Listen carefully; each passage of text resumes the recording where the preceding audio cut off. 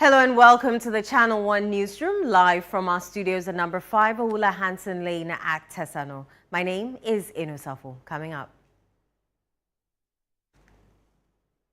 Frustrated YEA workers protest over 10-month salary arrears.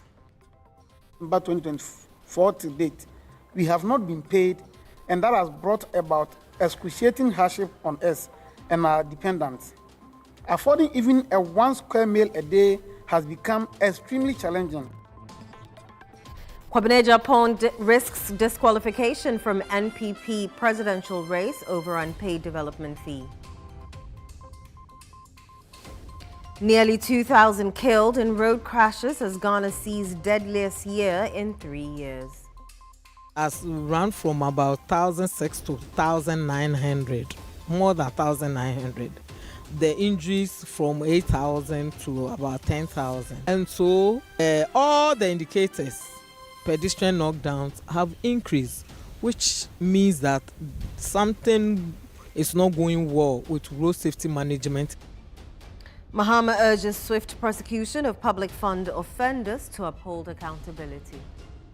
Citizens who are found guilty of infractions or do not follow due procedure or lead to loss of public resources, we must have a fast-track process to surround. In CNR Business.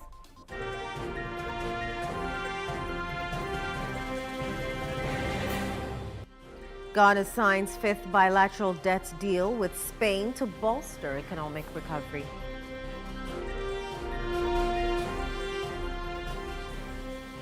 In Channel 1 Sports. Ghana thrashed Central African Republic to near World Cup qualification.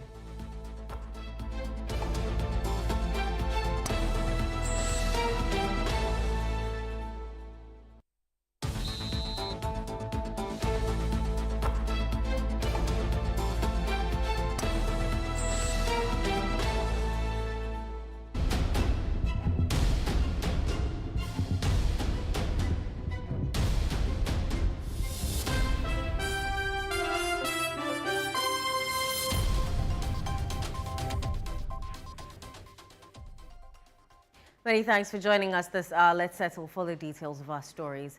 About 300 staff of the Youth Employment Agency across the country are demanding the release of 10 months unpaid salaries from their employer.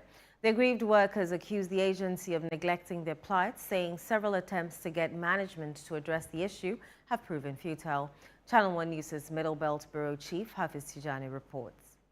The affected staff describe the prolonged salary delays as appalling, saying the situation has worsened their financial challenges. Our salaries have been a primary source of income for our families since 2017. As already indicated, since December 2024 to date, we have not been paid, and that has brought about excruciating hardship on us and our dependents. Affording even a 1 square meal a day has become extremely challenging. Most of us now sleep in hunger with our families. Even more troubling is the fact that most of our children have been sacked from school due to non-payment of school fees. As a result, the future of our children's education is now in danger. Some of us risk breaking our marriages due to incessant misunderstanding with our wives as a result of our inability to bring food on the table for the family. Given the severity of the impact of the non-payment of our salaries, a colleague just recently was at the verge of committing suicide. It took the interventions of some colleagues to avert the situation. As we speak, a few of us are also battling with stroke, and the situation is getting way out of hand. Speaking at a news conference in Kumasi, the workers appealed to President John Mahama to intervene and ensure that the YEA pays all outstanding salary arrears. We wish to use this medium to plead with His Excellency the President of the Republic of Ghana, His Excellency John Dramani Mahama, to, as a matter of agency, intervene in our issue at the YEA and save us and our families from further starvation.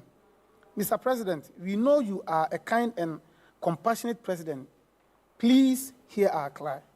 They have vowed to continue their demands until their grievances are resolved. The affected staff members of the Youth Employment Agency want the president to step in and ensure all outstanding arrears are cleared. Hafiz Tijani, Channel 1 News, Kumasi, Ashanti Region.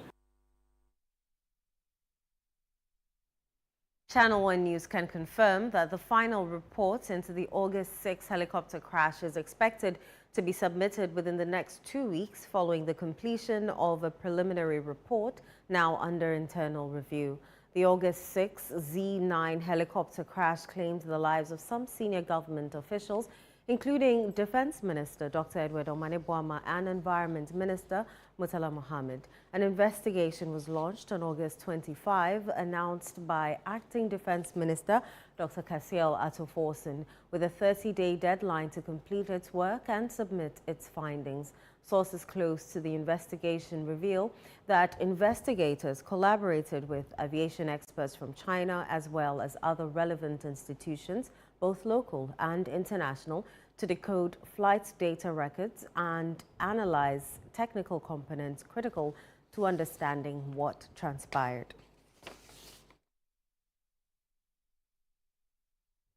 The Ministry of Health is set to include the human papillomavirus vaccine in Ghana's routine immunization program.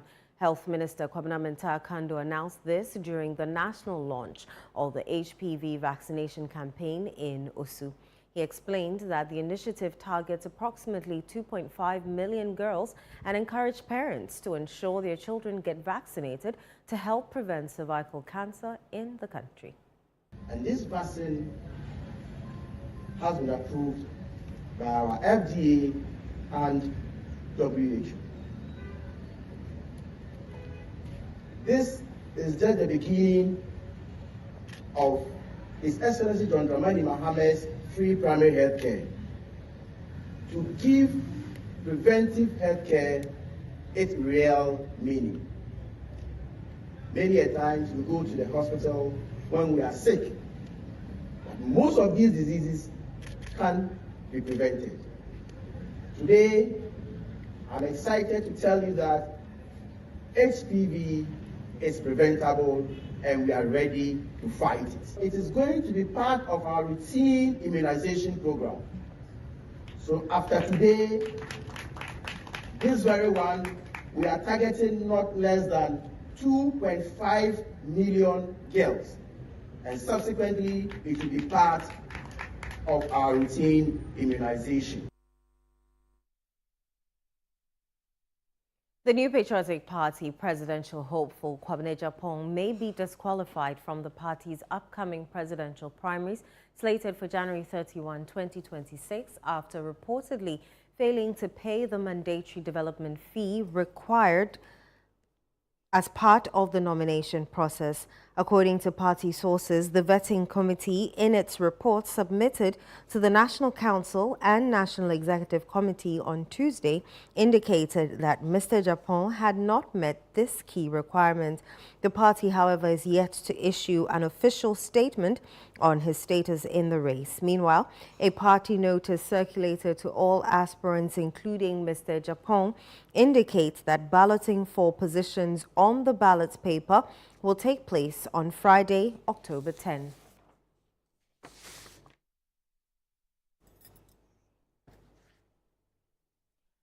Meanwhile, a statement released by his team says any report of his disqualification should be disregarded.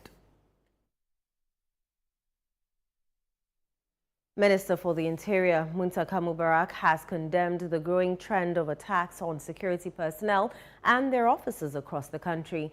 He warned that attacks on security pose a serious threat to national stability and cautioned that perpetrators will not be left unpunished. He said this at the opening of a new National Signals Bureau facility in Koforidua. Channel 1 News' Akusia Oche reports.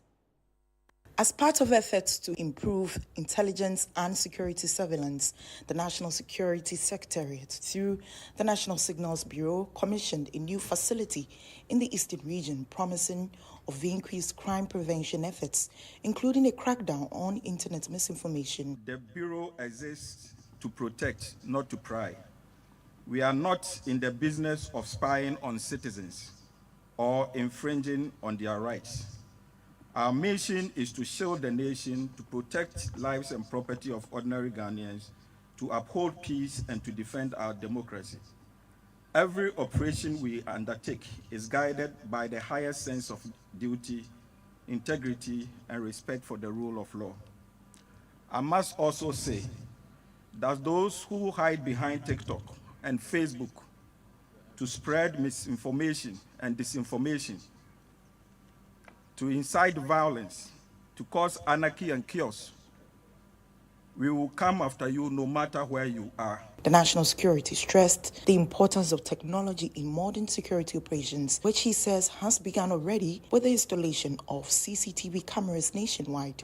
I wish to take this opportunity to urge the Ghana Police Service, who are the forerunners of internal security, to make maximum use of this facility by collaborating with the staff here.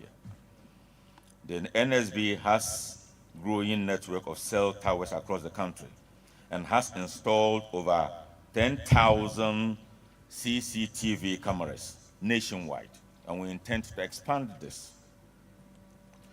We intend to expand this surveillance and deter crime. Eastern Regional Minister Rita Awate acknowledged the importance of the National Signals Bureau facility in the region. The incessant illegal mining activities with its attendant environmental degradation and armed robbery, illicit use of drugs continued to threaten the region's security. It is in line with thee that we acknowledge the significance of this office and will commit to the needed resources to ensure its effectiveness to the region. Minister for the Interior, Muntaka Mubarak, while calling for proper maintenance of the facility, took the opportunity to address the growing attacks on service personnel. We are not anymore going to tolerate communities that attack our security personnel and our security facilities. We will no longer tolerate that. And I send this signal and this announcement to all perpetrators who think, because of our democracy and our resolve to get our security agencies to do the right thing, to take them for granted. Just last week, as we speak, we have more than 4 of our security agencies who are lying in the hospitals between life and death, simply because they've gone out to protect life and order. We are no longer going to do that. We will let the force of the forces come to bear on any community that think that they will attack our men and women and go scot-free. That will no longer be tolerated. President John Dramani Mahama has called for the prompt prosecution and imprisonment of individuals found guilty of misappropriating public funds, stressing that decisive action against such offenders is key to strengthening integrity in public office. He reaffirmed government's commitment to safeguarding the public purse and ensuring accountability in the management of state resources. Channel 1 News' Desmond Salasiago reports. President Mahama made the call following happenings at the Public Accounts Committee's hearing, urging that cases involving financial malfeasance be expedited to serve as a strong deterrent to others. Speaking at the 12th Annual Conference of Chairpersons of Governing Boards and Councils, Directors and Chief Executives of Public Services, he announced that constitutional provisions will be made to establish a committee tasked with implementing the Auditor General's recommendation to promote transparency and accountability in public resource management. This fragmentation has caused inefficiencies, data inconsistencies, and reduced oversight. Why must we every year congregate at the Public Accounts Committee and then you hear all kinds of atrocious, things? I mean, recklessness with public funds and resources. That persons who are found guilty of infractions or do not follow due procedure or lead to loss of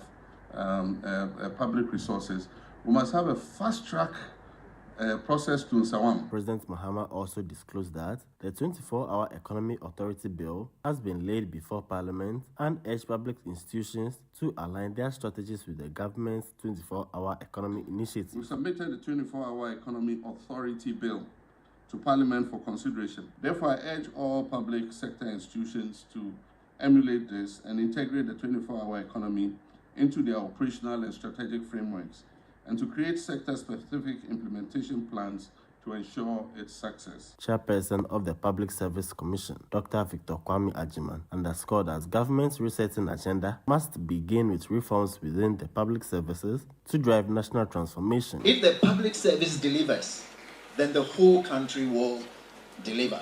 So if we have to reset, Your Excellency, the reset starts with those of us who are here.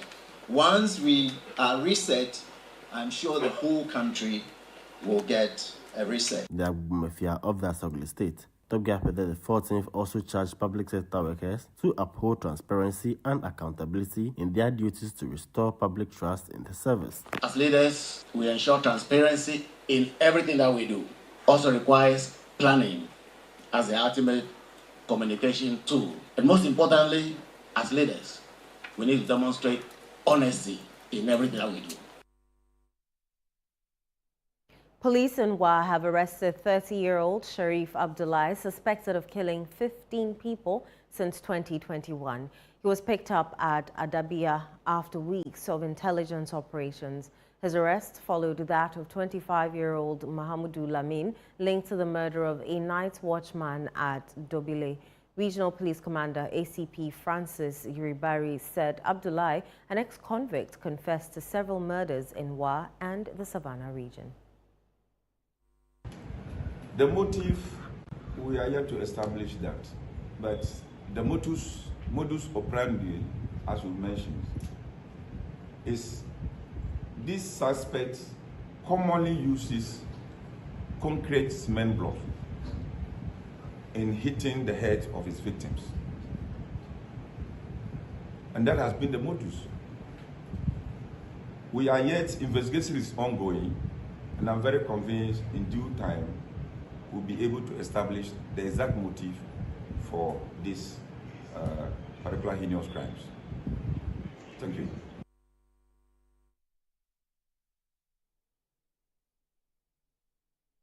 This is the Channel 1 Newsroom on Channel 1 TV with me, Enosafo. Still to come.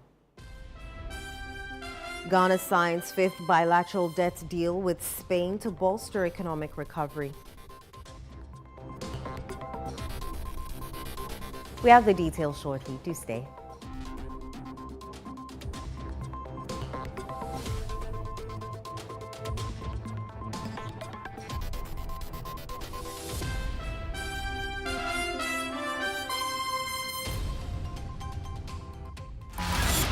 Love the Premier League? Your DSTV premium subscription could get you there in real life, Charlie. Stay connected for your chance to watch the Premier League live. Man U versus Man City at Old Trafford, or Arsenal versus Man U in London. Stay connected to score with DSTV Premium.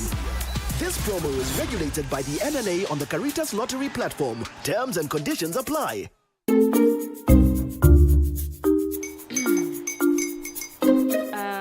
Kwame and his uncle are almost here. Wait a minute. This one too, your friend Kwame. Wait, Kwame? As in the same Kwame again? Yes, Mommy. I'm the second coming. Into all this tension just to reintroduce that broke boy from Kaswa. Why would you deceive the family like this again? Now I understand the whole delay. Troll from Kaswa dear. Why won't he be late? Obey you later. Of course.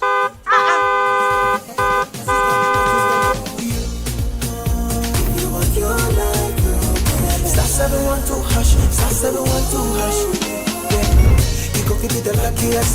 Coffee from Georgia be luckiest. From Latavia, cause she be luckiest. Yeah, you go be luckiest.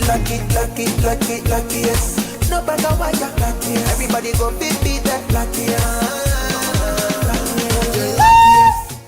That's Kwame! Senya God the apple boom. If you put it toye, so would the coming of the Son of Man be. Hey! Is that his car? Everywhere. Dial star 712#. Choose your ticket. Enter your lucky number. Follow the prompts and let destiny handle the rest. This promotion is regulated by the NLA on the Caritas platform. This is a people's game. They will be bubbling about this one for weeks and months to come.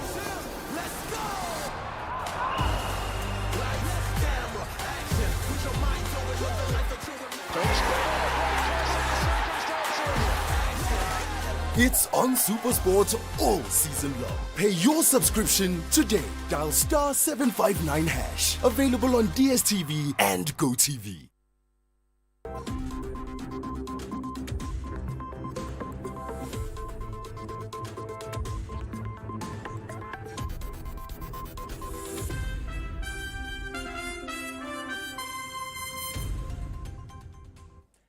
You're welcome back. Next is Channel 1 Business with Neteli Nete Ajahu.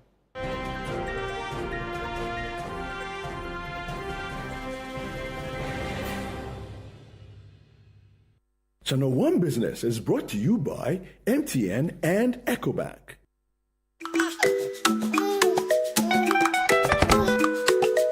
How may I help you today? We'd like to open a bank account.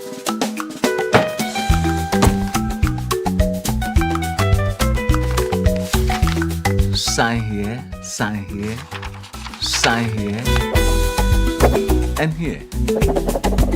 And now you draw direction to your house. I need your thumbprint. And I'll need your birth certificate too. No, I need the original. A lot has changed since you banked like this. So have we. We've made it easier than ever to open an account online and bank on the go through our mobile app, online banking, and more. EcoBank, a better way to bank your way. Sign here, and here. EcoBank, the Pan-African Bank. How are you doing, Neteli? I'm good, and you? I'm very well, thank you. What's happening in the world of business? Some good news for us as part of the debt restructuring. Spain, that's the 5th country so far, aside China, France, Finland, have decided to restructure our debt. So I think it's some good news for us. Great. Give us the details. Okay. Ghana has signed a bilateral debt restructuring agreement with the Kingdom of Spain, marking the 5th such agreement concluded under the framework of the Official Creditor Committee. The latest agreement forms part of a broader effort to restore debt sustainability and supports the country's economic recovery. Here is more. The agreement was signed on behalf of the Government of Ghana by the Minister for Finance, Dr. Casiel Atuforsin, and on behalf of the Kingdom of Spain by the Spanish Ambassador to Ghana, His Excellency Losada Torres Quevedo. It follows earlier agreements concluded with China Exim Bank, France, Finland, and the United Kingdom. Government aims to conclude the remaining bilateral restructuring processes by the end of the year, as it works to stabilize public finances and lay a stronger foundation for long-term growth. Dr. Forson reiterated Ghana's commitment to responsible fiscal and debt management, emphasizing the need to prevent a return to unsustainable debt levels. He also expressed appreciation to the government and people of Spain for their continued cooperation and support throughout the restructuring process. Ambassador Losada Torres Quevedo welcomed the progress made by Ghana in its debt restructuring efforts and described the agreement as the beginning of a stronger phase in economic relations between the two countries. The signing ceremony was witnessed by the Minister for Health, Kwabena Mintah Kando, alongside officials from the Ministries of Finance of both Ghana and Spain. The World Bank has upgraded Ghana's 2025 economic growth forecast to 4.3%, up from its earlier estimate of 3.9%, reflecting growing confidence in the country's economic recovery. The new projection, published in the October 2025 edition of Africa Pulse report, remains just below the 4.4% growth target set by the government of Ghana in its 2025 budget. Ghana's economy expanded by 6.3% in the second quarter of 2025, driven largely by a robust services sector which grew by 9.9% and made the largest contribution to GDP. The World Bank expects growth to strengthen further to 4.6% in 2026 and 4.8% in 2027, suggesting a steady medium-term recovery. Regionally, Sub-Saharan Africa's economy is projected to expand by 3.8% in 2025 compared to 3.5% in 2024. The bank attributes the rebound to easing inflationary pressures and a moderate recovery in investments despite lingering global challenges. Notably, the number of African countries experiencing double-digit inflation has dropped sharply from 23 in October 2022 to 10 in July 2025, signaling progress in stabilizing prices. However, the report warns of ongoing downside risk, including trade policy uncertainty, weak investor confidence, and limited access to external finance and aid. The World Bank also projects Ghana's inflation to end 2025 at 15.4%, higher than the official September 2025 rate of 9.4%, which had fallen from 21.5% a year earlier. Analysts, however, consider the bank's inflation outlook conservative given the recent pace of disinflation. The report forecasts inflation to ease further to 9.4% in 2026. The Bank of Ghana has echoed this view, reaffirming its expectation that inflation will remain within the single digits range by the end of next year.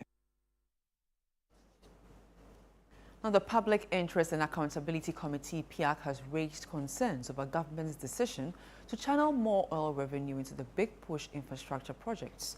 According to PIAC, the reallocation of resources from the annual budget funding amount to finance large-scale infrastructure projects could undermine future investments in the petroleum sector, especially as Ghana's oil production continues to decline. Speaking to journalists at the launch of PIAC's 2025 semi-annual report, the Vice Chair of PIAC, Odifo Amoakwa-Boadu VIII, warned that Ghana risks losing significant value of its petroleum resources if the situation is not reviewed. The first thing that will come to mind, how are we going to make $10 billion to execute or implement the Big Push agenda? So, of course, the government will seek to try to get all cuts to ensure that they can maximize inflow for the Big Push agenda. So the first is to go into the ABFA to ensure that it contributes 100% to the infrastructure project, which we see as something that is very good in the sense that we have been complaining in the past that with the oil money, we spread it very thinly. So when we want to see the projects being done with the oil money, we don't see very big projects. And the few that have been done, we see very good results. If you consider the Terminal 3 airport that was constructed with oil money, we see the returns that are coming from it. So we will propagate and say that we should be spending the oil money on big projects that can give us returns. So it's a good thing that we want to spend on big projects to ensure that we can visibly see the output, the outcome, the benefits of the oil money. However, we think there was not adequate consultation in the review. Let's now bring an update on how the currency is performing on the interbank market.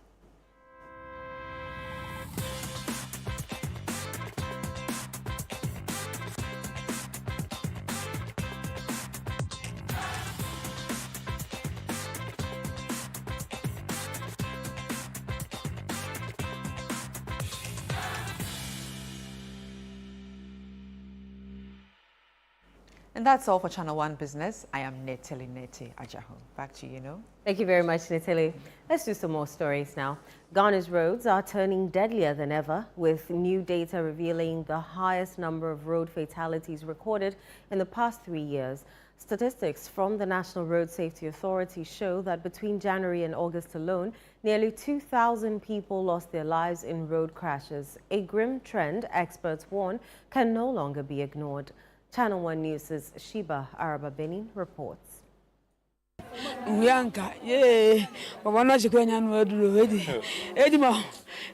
Every day, thousands of Ghanaians take to the roads, heading to work, school, or running daily errands. But for some, A routine journey ends in heartbreak. Edmund Opoku was among 16 members of the Saviour Church in Obogu who died in a tragic accident on July 28 when their minibus collided with a fuel tanker along the Kumasi-Accra highway. He is one of hundreds who never made it home in the first half of the year. We go down and phone the belly. We had what him say, "Boy, I'm sad day." On Katham, what I tell you, I'm sad day was it. Edmond, we said my day. Was it said mo? We were heaven. Was it what I was? And I can't be answered to the mo. La, and I have been having my Mijina. We didn't make a. I'm saying Manakas and in the jas. We go just on pen beda. We just don't see so very. I can't force the embassy. I can't say banner. Fresh data from the National Road Safety Authority paints a dire picture. Between January and August this year, more than 16,000 vehicles were involved in crashes, an 11.6% rise over the same period in 2024. Private vehicles accounted for 41% of the total, commercial vehicles 34%, while motorcycle crashes surged by 22%. The president of the Okada Riders Association says many young people turn to riding out of economic desperation. At the road safety system, I'm seeing motor from the accident too much there. Every Eduma, the Breni Eduma, or Bano and Yanis Kakarabia, Tomuto, no, the sequence. The National Road Safety Authority confirms that 2025 has so far recorded the highest road fatalities in 3 years, a trend the authority describes as deeply troubling. It has run from about 1,600 to 1,900, more than 1,900. The injuries from 8,000 to about 10,000. And so all the indicators, pedestrian knockdowns, have increased, which means that something is not going well with road safety management in the country. And so as an authority who leads coordination or road safety management in the country, we are appealing to individuals.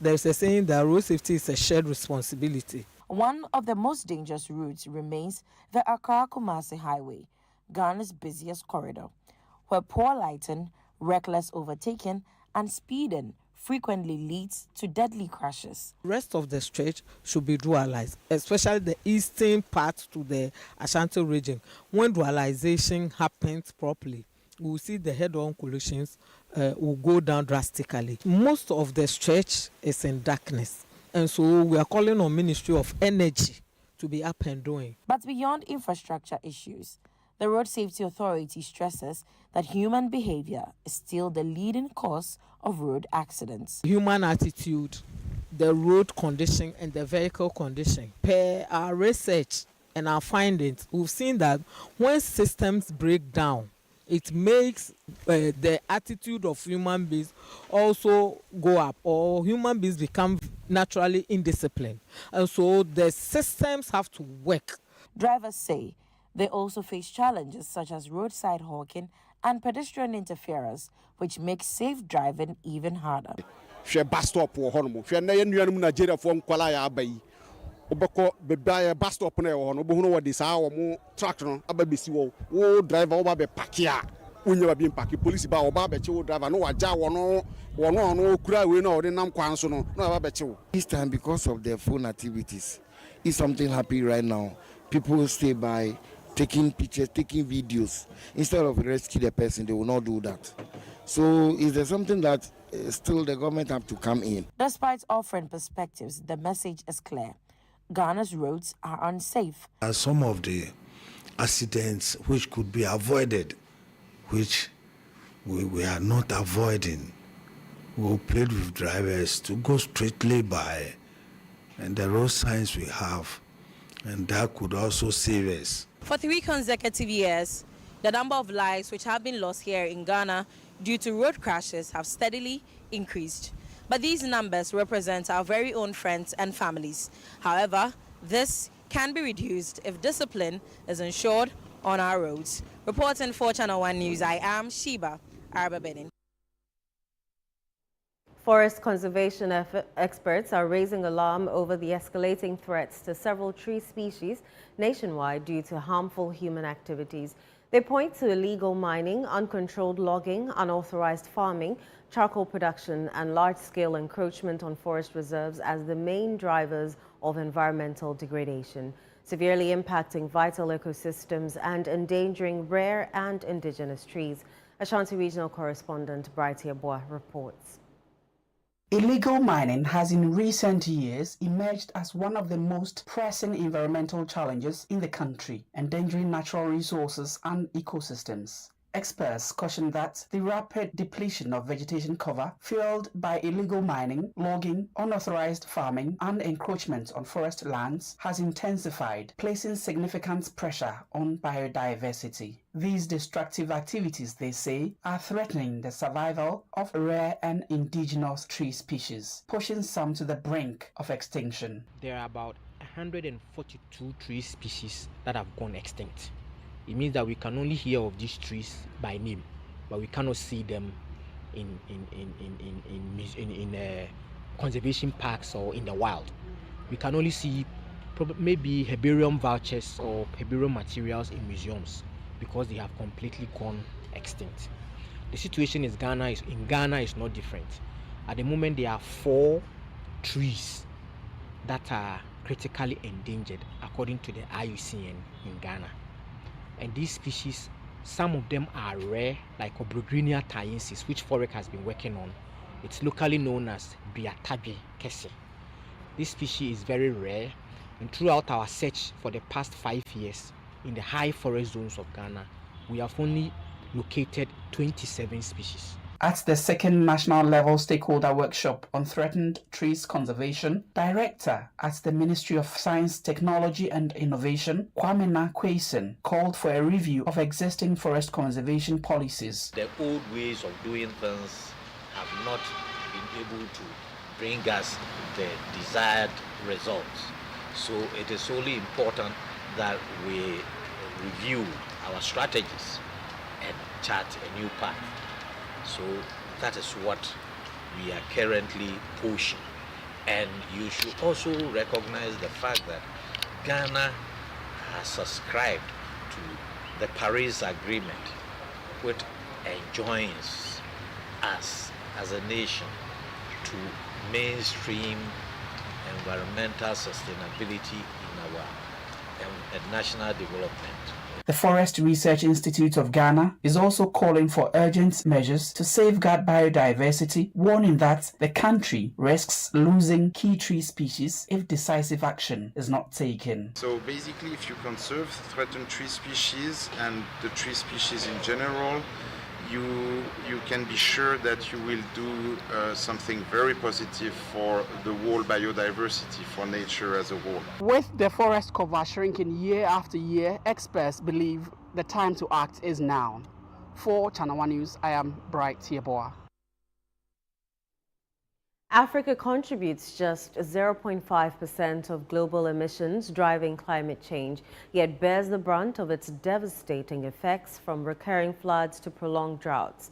Despite this disproportionate impact, the continent remains largely sidelined on global decision-making and receives only minimal funding for climate adaptation. As the effects of global warming intensify, African climate journalists and leaders are being urged to unite and amplify their calls for fair support from the international community. Channel 1 News' Akwesiado, who attended a 2-day climate journalism training, reports. In 2015, the world pledged to limit global warming to below 1.5 degrees Celsius. A decade later, however, temperatures have surged, with projections now reaching 2.8 degrees, a sharp reminder of unmet climate promises. Africa, the world's poorest continent and a minor contributor to global emissions, continues to suffer the most from extreme weather events such as floods, droughts, and heat waves. Yet, its voice remains faint in major international policy decisions. At a 2-day workshop in Addis Ababa, climate journalists received training on effective reporting around climate-induced disasters, adaptation strategies, and financing mechanisms. This training I'm going back now energized with many skills to be able to articulate and tell a climate change story. As African journalists, what we learned here is really going to ensure that we tell a better story for all countries, across the country, and what we can be doing to actually inform the public before disasters happen. A major topic of discussion was geoengineering, innovative but controversial technologies aimed at countering global warming through solar radiation management and carbon removal. You can ask of Africans to help contribute to solve a problem we didn't create in the first place if we're not going to be afforded the opportunity of finance and clean technology so that we can be able to act accordingly. Some so-called geoengineers want to experiment with as cooling solutions and all that. Those are important things that, as a journalist, I need to be knowing. Speaking to Channel One News, Mohamed Ado, climate advocate and CEO of PowerShift Africa, urged African leaders to demand stronger financial commitments for climate adaptation from developed nations. Ahead of COP30 in Belém, Brazil, Ado called on African leaders to collectively push for 1.3 trillion in climate financing, far beyond the 300 billion currently allocated to developing nations. He further stressed that Africa must not remain a passive participant, but should take its rightful place among key decision makers shaping global climate action. And in our engagement in the global summit, we want to go there and be able to speak with one voice and be able to channel the African voice so that COP30 can actually help secure the level of ambition that is required to effectively be able to tackle climate change. Africa continues to receive heavy impact from climate change, prompting calls on leadership to make stronger case for climate financing. For the Channel One Newsroom, I am Akwasi Ado, Addis Ababa, Ethiopia. Minister for Communications, Digital Technology and Innovation, Samuel Nate George, has announced plans to form a committee to implement key recommendations from the recently held Africa Media Bureau conference. He revealed this when a delegation from the Africa Media Bureau paid a courtesy call to present the final report on the broadcasting at the Crossroads conference. Channel One News' Jude Duncan reports.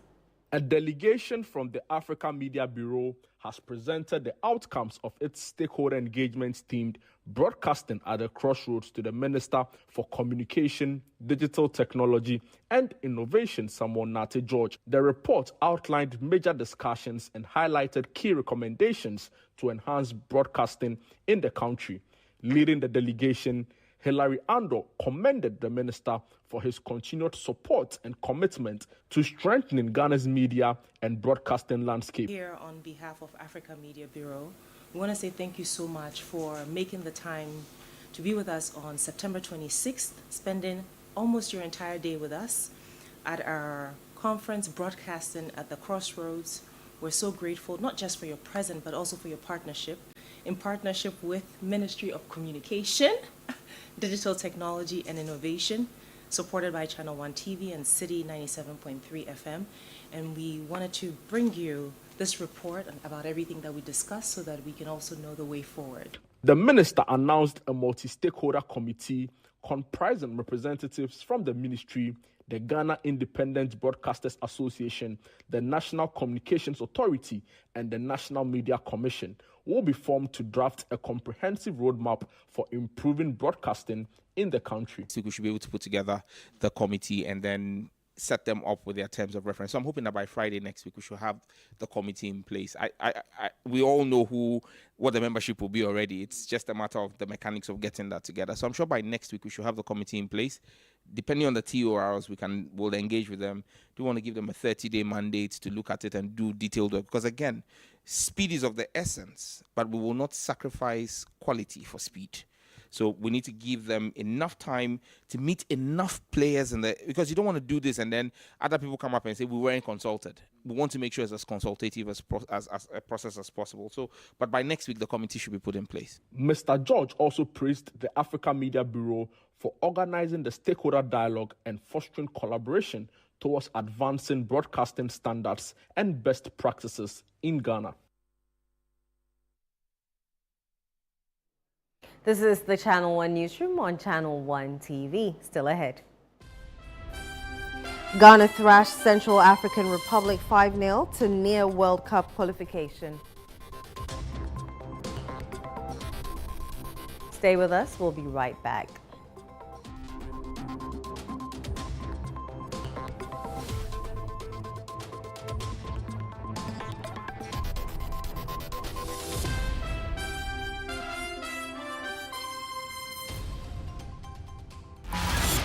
Love the Premier League?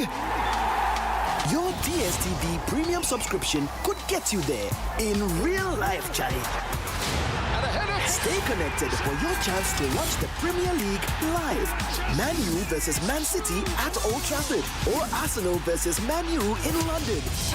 Stay connected to score with DSTV Premium. This promo is regulated by the NLA on the Caritas Lottery platform. Terms and conditions apply.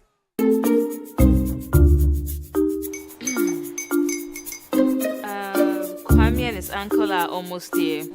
Wait a minute. This one too, your friend Kwame. Wait, Kwame.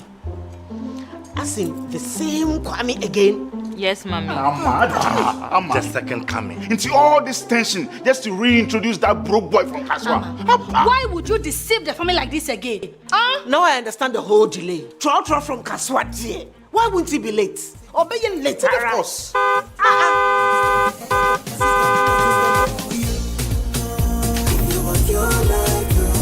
Star 712 hash, star 712 hash. You go be the luckiest. Go be from Georgia, be luckiest. From not the block, she be luckiest. Yeah, you go be luckiest. No matter why you're lucky, everybody go be that luckiest. That's Kwame! Send your God the apple boom. If you're poor, what's that? So would the coming of the Son of Man be. Hey. Is that his car? Dial star 712 hash. Choose your ticket. Enter your lucky number. Follow the prompts and let destiny handle the rest. This promotion is regulated by the NLA on the Caritas platform. This October, Northern Ghana takes center stage. Get ready for the Northern Business Fair 2025, the ultimate one-stop shop for everything made in Ghana in the Savannah, Northern, Northeast, Upper East, and Upper West regions. From hand-woven smocks and intricate crafts to modern manufacturing, innovative packaging of made-in-Ghana products, and thriving homegrown businesses, it's a vibrant celebration of talent, innovation, and authenticity. Brought to you by Channel 1 TV and 97.3 CDFM, it's the biggest trade fair showcasing Kenyan SMEs, startups, research bodies, and indigenous brands making waves across the nation. It's happening on Saturday the 25th and Sunday the 26th of October 2025 at the Tamale Sports Stadium. The time is 9 a.m. to 6 p.m. daily. Want to exhibit? Call 0205-973-973 today and book your space. Don't just hear about it, see it, experience it, and live it. The Northern Business Fair, your market, your connections, your growth. The Northern Business Fair 2025 is powered by Channel 1 TV and 97.3 CDFM and is proudly sponsored by EcoBank, Side Hustle, the Ghana Enterprises Agency, and the Ghana Export Promotion Authority.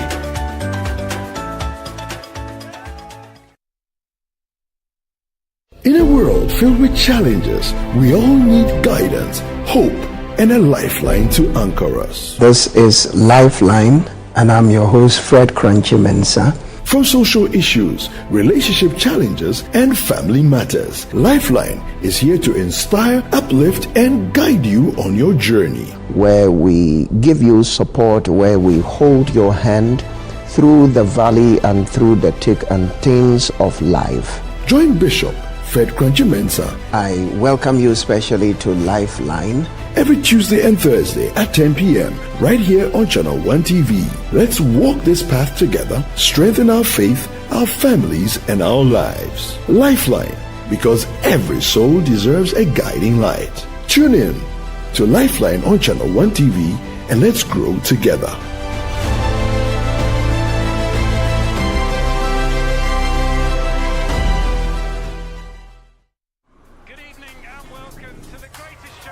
This is a people's game.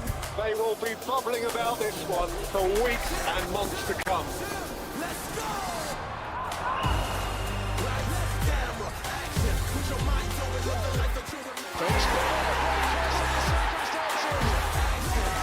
It's on SuperSport all season long. Pay your subscription today. Dial *759#. Available on DSTV and GoTV.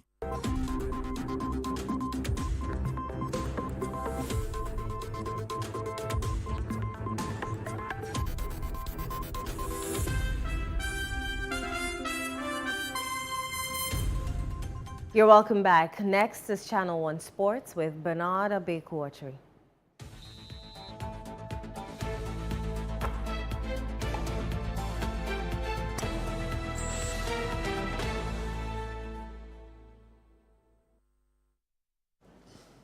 I'm excited. Yeah, I am. Now I'm relieved. You know, you're relieved.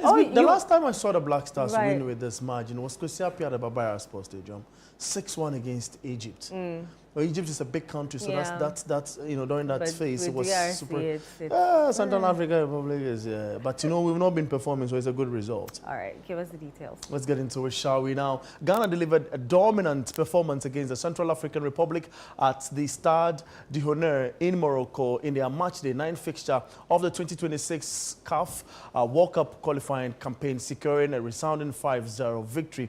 The win with goals from Mohamed Salisu, Jordan Ayew, Thomas Partey, Alexander Jiku, and Kamadin Sulemana has Ghana on the verge of automatic qualification for the 2026 World Cup in the United States, Canada, and Mexico after picking up 22 points from 9 games played, 3 points ahead of Madagascar, who also managed a 2-1 win over Comoros. One game remains for the Black Stars after the Central African Republic triumph against Comoros, the only team to beat the Black Stars in this qualifying campaign at the Accra Sports Stadium on October 12.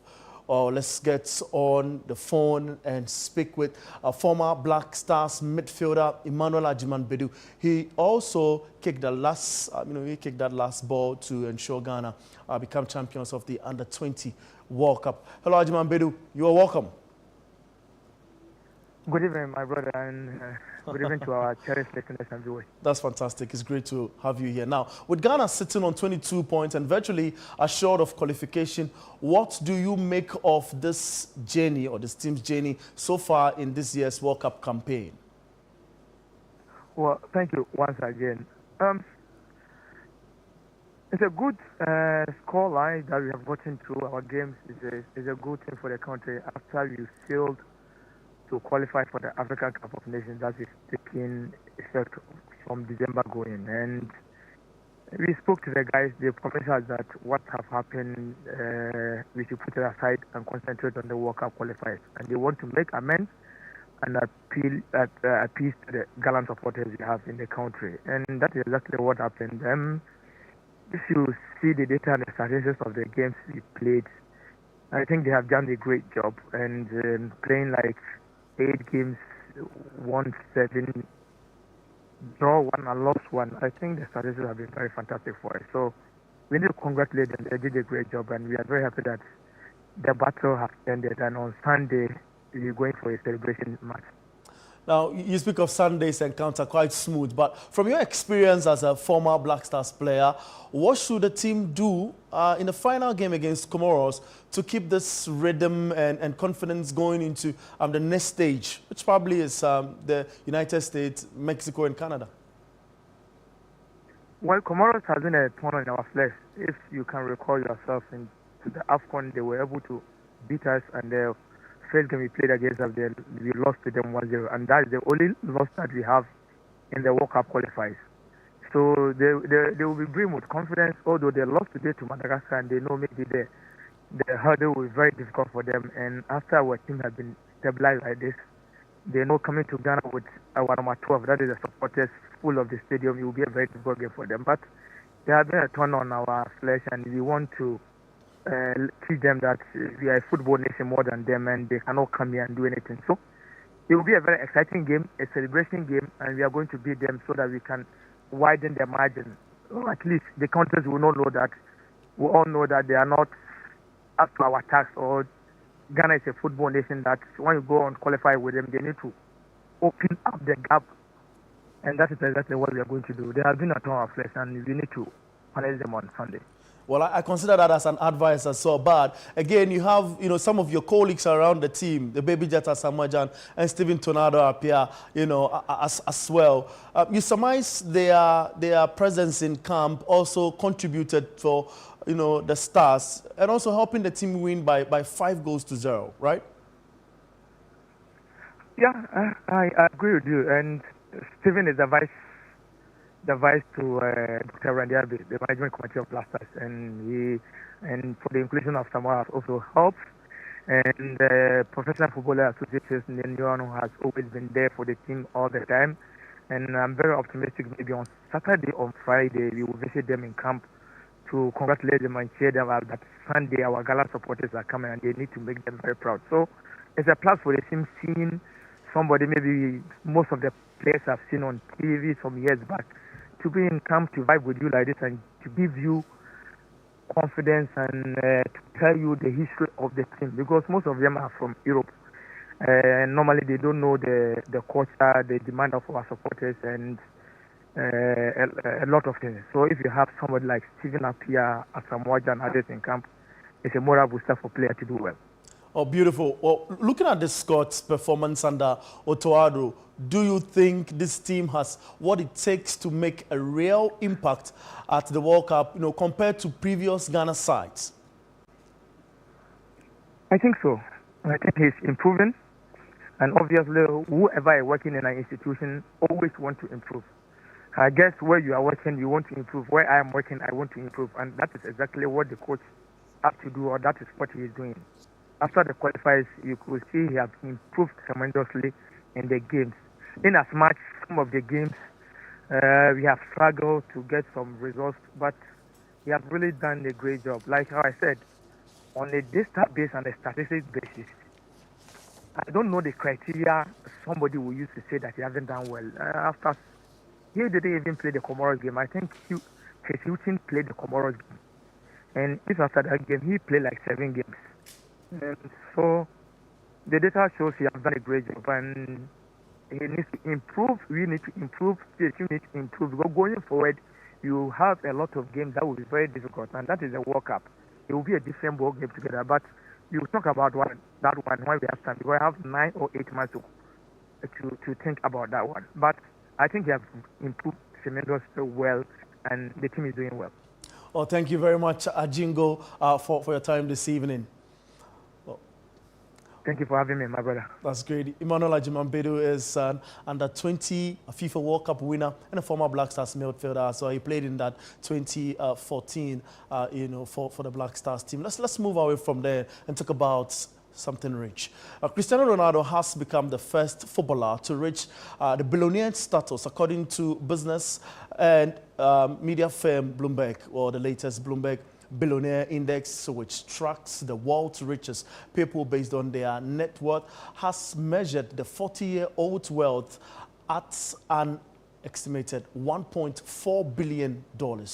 The Portuguese and Al Nassr forward's wealth stems from career earnings exceeding $550 million in salary from 2002 to 2023, plus investment and endorsements like a decade-long Nike deal worth nearly $18 million annually. His 2022 move to Al Nassr made him the highest-paid player on planet Earth, with a reported earning of over $200 million a year. That's the very latest from the world of sports, and I am Bernard Abeku-Otri. Over to you, Anna. Thank you very much, Abeku. But that's how we wrap up today's bulletin on the Channel 1 Newsroom. Let's do a recap of our headlines. Frustrated YEA workers protest over 10-month salary arrears. Kwamene Japan risks disqualification from NPP presidential race over unpaid development fee. Nearly 2,000 killed in road crashes as Ghana sees deadliest year in 3 years. Mahama urges swift prosecution of public fund offenders to uphold accountability. Do visit our website channel1news.com for information on our top stories and more. Subscribe to Channel 1 TV on YouTube for more exclusive video content from Channel 1 TV.